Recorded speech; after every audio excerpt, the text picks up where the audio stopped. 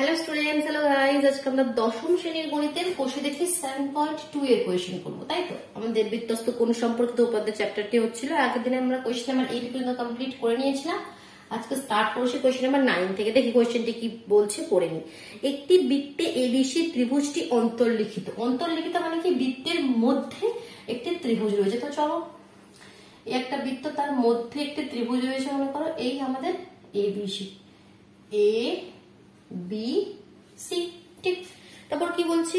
এ X B Y এবং C Z যথাক্রমে angle BAC ABC ACB এর সমদ্বিখণ্ড।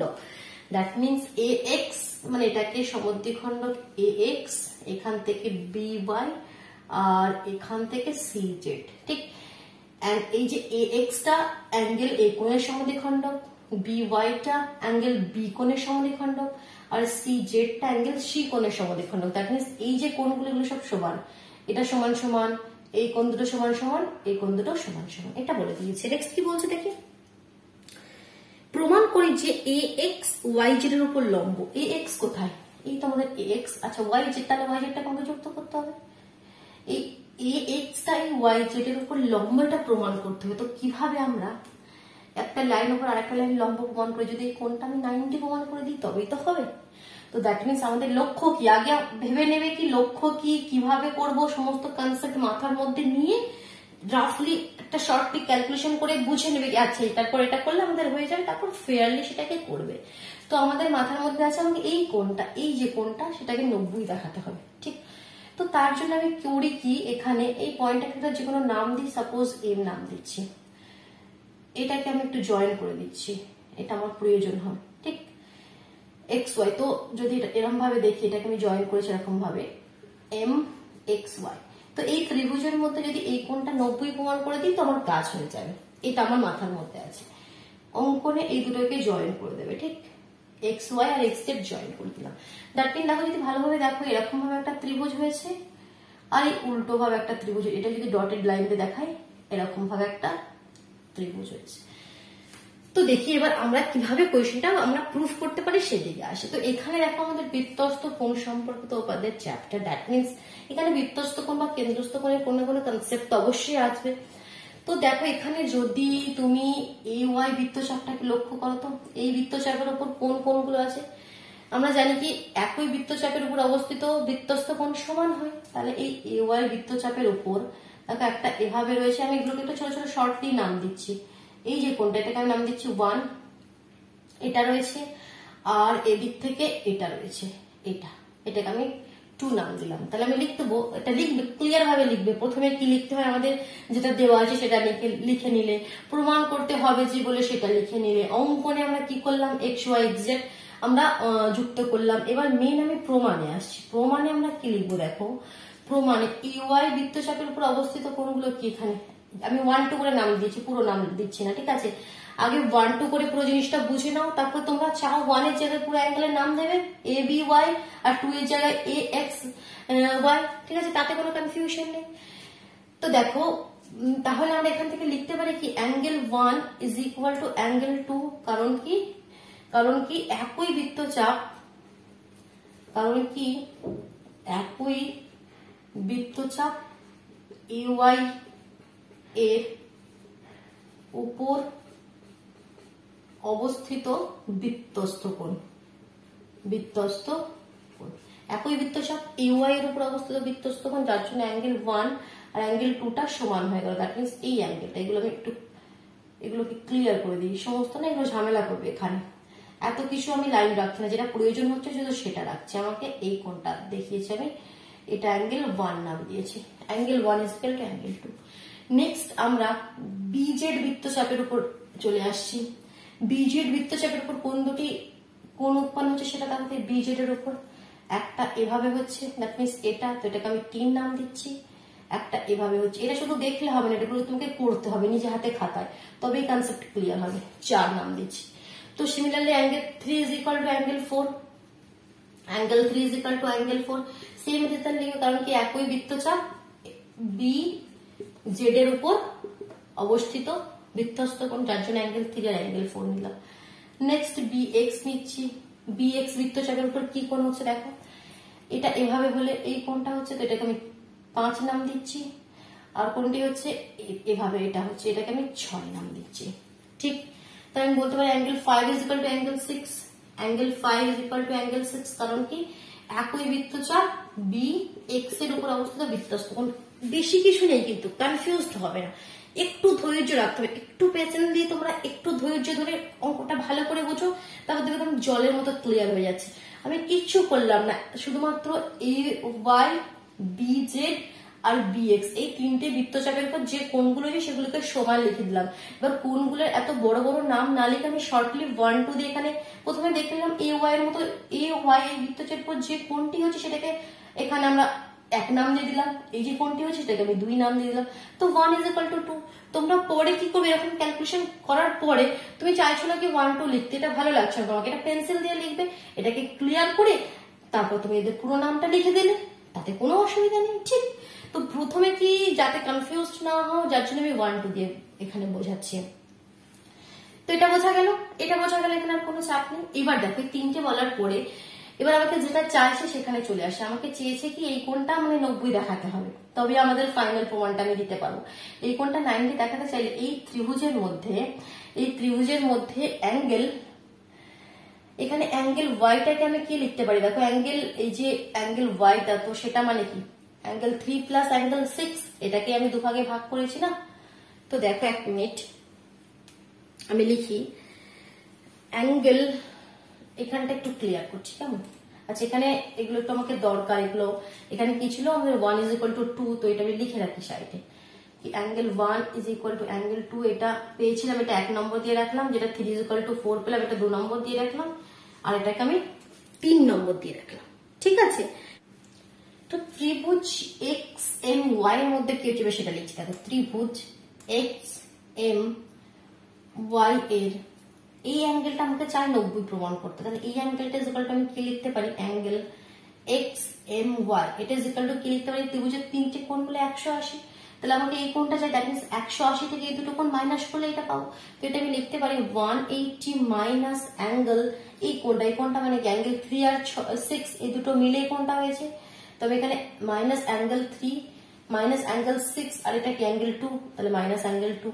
তাহলে 180 থেকে আমি এই কোণটা আর এটা মাইনাস করলে এটা পাবো, কারণ ত্রিভুজের তিনটে কোণ মিলে 180, তবে কি এটা চাই মানে 180 minus angle Y angle X, তো ওয়াই মানে এখানে কি হচ্ছে 3 6 আর এখানে 2 আমাদের হিসাব মতো, তো এগুলোকে মাইনাস করে দিলাম। তো এগুলো আমরা কেন বের করেছিলাম, মানে কিছু তো দরকার অবশ্যই হবে। তো এবার দরকার হচ্ছে দেখো 180 মাইনাস অ্যাঙ্গেল 3 এর জায়গায় লিখবো অ্যাঙ্গেল 4, যেটা আমাদের 2 নম্বর সমীকরণে, আর অ্যাঙ্গেল 6 এর জায়গায় লিখবো অ্যাঙ্গেল 5, যেটা আমাদের 3 নম্বর সমীকরণে, আর অ্যাঙ্গেল 2 এর জায়গায় লিখবো অ্যাঙ্গেল 1, যেটা আমাদের 1 নম্বর সমীকরণ। তো এটা লিখে কি ফায়দা হলো, কেন আমরা এত কিছু করলাম, সমস্ত কনসেপ্ট একের সঙ্গে এক জুড়ে যাবে, দেখো সব রিলেটেড একের সঙ্গে এক। এবার দেখো 180 মাইনাস, আমি মাইনাসটা কমন নিয়ে নিচ্ছি, তো অ্যাঙ্গেল 4 মানে কি, অ্যাঙ্গেল 4 যদি দেখো এবার এ বি সি ত্রিভুজটি দেখো, আমি শুধু এ বি সি ত্রিভুজটাকে তুলে নিয়েছি, তুলে নিয়ে এই এ এক্স এটা ছিল বি ওয়াই, এটাতে সমদ্বিখণ্ডক ছিল, আমাকে বলেছিল তো এগুলো সমদ্বিখণ্ডক এ এক্স বি ওয়াই আর সি জেড, দ্যাট মিনস এই কোণগুলি সমান, তো এই কোণগুলি সমান, এটা তো আমরা এখনো কোনো জায়গাতে কাজে লাগাইনি, তো এটা এবার কাজে লাগবে। এখানে কোন কোন নামগুলো দেখো, এখানে এই একটি কোণ, এটাকে নাম 5, এটা 1 আর এটা 4, ঠিক দেখো 3 সাইডের একটি একটি কোণ আমরা পেয়ে গেছি, আর সেই কোণগুলি আমরা এখানে লিখেছি। তো এখানে আমরা লিখতে পারি কি অ্যাঙ্গেল 4 মানে কি অ্যাঙ্গেল সি, যেটা এ সি বি তার অর্ধেক, কারণ এটা কি সমদ্বিখণ্ডক। তো দেখো এখানে আমি অ্যাঙ্গেল 3 6 2 পেয়েছিলাম, যেগুলো কিন্তু এই ত্রিভুজের ছিল না, যেগুলো ছিল এক্স ওয়াই জেড ত্রিভুজের কোণ, বাট সেখানে আমরা কোনোভাবেই লিখতে পারবো না কি ওগুলো কোনো কোণের অর্ধেক। তো সেখান থেকে যে তিনটে রিলেশন প্রথমে বের করেছিলাম এ ওয়াই বি জেড, আর আমাদের এখানে বি ছিল না, A Y B Z R B x বৃত্তচাপ থেকে যে তিনটি কন্ডিশন আমরা বের করে নিয়েছিলাম, সেই কন্ডিশন গুলো এখানে কাজে লাগলো, কারণ অ্যাঙ্গেল এক্স এম ওয়াই মানে 180 মাইনাস এই কোণগুলো, তো এইগুলোকে আমরা এতে কনভার্ট করে নিলাম। এবার এটা মানে আমি লিখতে পারবো কি অ্যাঙ্গেল 4 মানে কি লিখতে পারবো আমি, অ্যাঙ্গেল যেটা এ সি বি তার অর্ধেক, তো এভাবে লিখি angle A C B by 2 plus, আমি মাইনাসটা কমন নিয়ে নিয়েছি, তো এখানে সবই কিছু প্লাসে লিখবো। অ্যাঙ্গেল 5টা লিখতে পারি এই কোণের অর্ধেক, অ্যাঙ্গেল সি এ বি এর অর্ধেক, অ্যাঙ্গেল সি এ বি এর অর্ধেক প্লাস অ্যাঙ্গেল 1টাকে আমি লিখতে পারি অ্যাঙ্গেল বি কোণের অর্ধেক, বুঝতে পারছো? তাহলে অ্যাঙ্গেল এ বি সি এর অর্ধেক, তাহলে 180 মাইনাস হাফটাও কমন নিয়ে নিলাম, এই হাফটাও বাইরে চলে এলো, তাহলে এখানে কি পড়ে গেল অ্যাঙ্গেল সি এ আর অ্যাঙ্গেল বি আর ত্রিভুজের 3টে কোণ মিলে কত হয় 180, তাহলে এখানে আমরা লিখে দেবো 180, তাহলে কত হয়ে গেল 180 মাইনাস 90, 180 থেকে 90 মাইনাস করে দিলে 90, তো দেখো এটা প্রমাণ হয়ে গেল অ্যাঙ্গেল এক্স এম ওয়াই 90, আর অ্যাঙ্গেল এক্স এম ওয়াই 90 মানে কি এ এক্স জেড ওয়াই এর উপর লম্ব, যেটা চেয়েছিল এ এক্স ওয়াই জেড এর উপর লম্ব হলো, অতএব এ এক্স ওয়াই জেড এর উপর লম্ব। কনসেপ্ট ক্লিয়ার হলো? আর একবার রিপিট করব, দরকার আছে, যদি কোনো প্রবলেম হয় একটু ব্যাক করে আরেকবার দেখে নাও। ঠিক, কিচ্ছু করলাম না, 3টে বৃত্তচাপ থেকে কি কি সমান হয় সেটা লিখে রেখে দিলাম, তারপর এই ত্রিভুজটাকে ধরে নিলাম, এই ত্রিভুজটাকে নিয়ে বললাম যে কোণটা 90 দেখাতে হবে সেই কোণটা ইজ ইকুয়াল টু কি লিখলাম, এই কোণগুলোকে আমি আমাদের যে রিলেশন ছিল সেটা থেকে কনভার্ট করে দিলাম, তারপর আমরা কোন কনসেপ্ট লাগালাম, আমরা জানি এগুলো সমদ্বিখণ্ড, তাহলে অ্যাঙ্গেল 4 মানে অ্যাঙ্গেল সি এর অর্ধেক, অর্ধেক কনসেপ্টটা লাগিয়ে দিয়ে হাফ কমন নিলাম, ত্রিভুজের 3টে কোণের মান 180 ডিগ্রি দিয়ে হয়ে গেল। সিম্পল। কোয়েশ্চেনটা হওয়ার পর কত ইজি লাগছে দেখো, কিন্তু যখন স্টার্ট করছিলাম কত কনফিউজিং লাগছিল।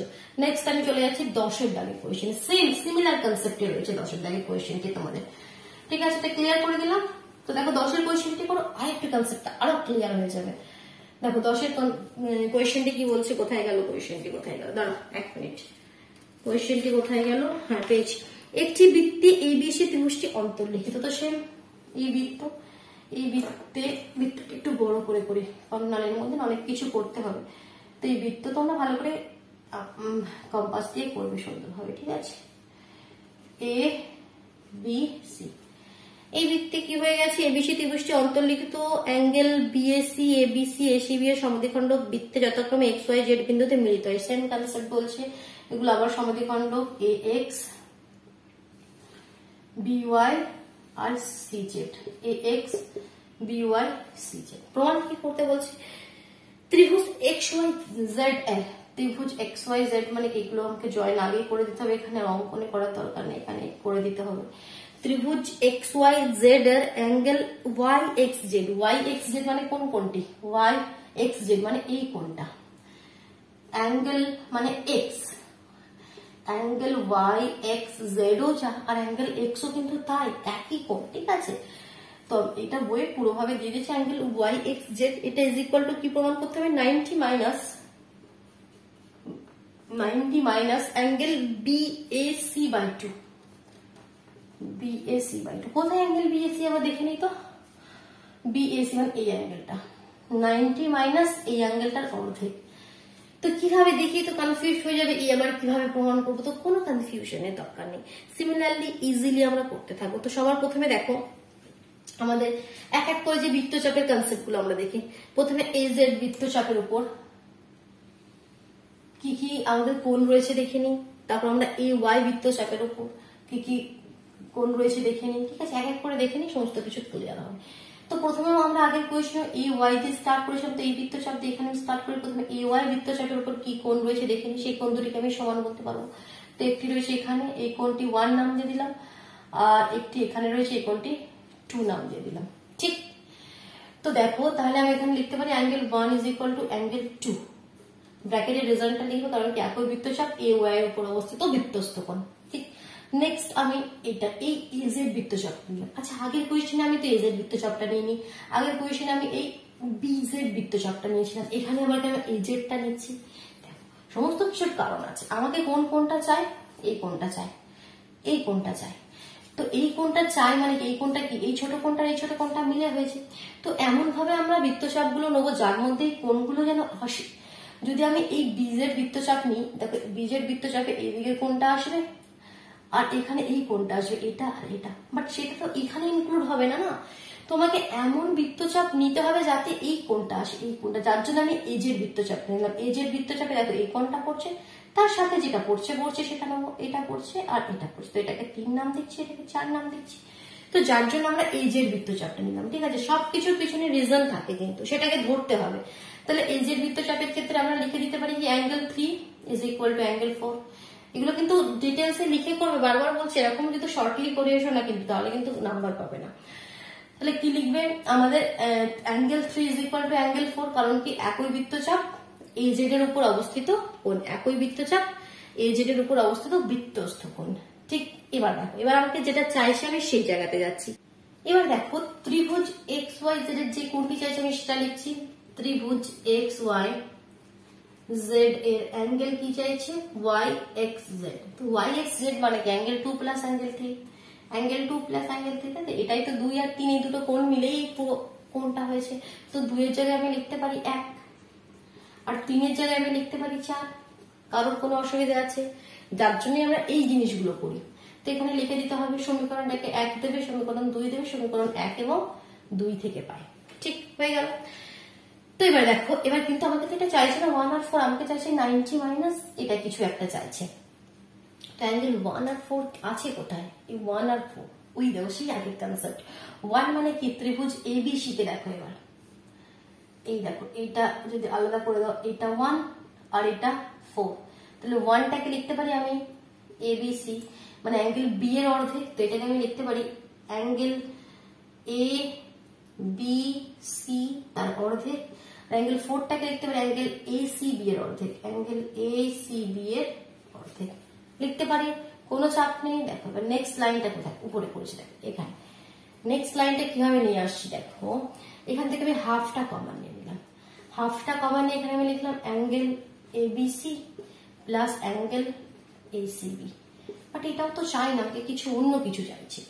তো এই ত্রিভুজের 3টে কোণ মিলে 180 আমি পেয়েছি। এই কোণটার এই কোণটা আমি তাহলে কি লিখতে পারি?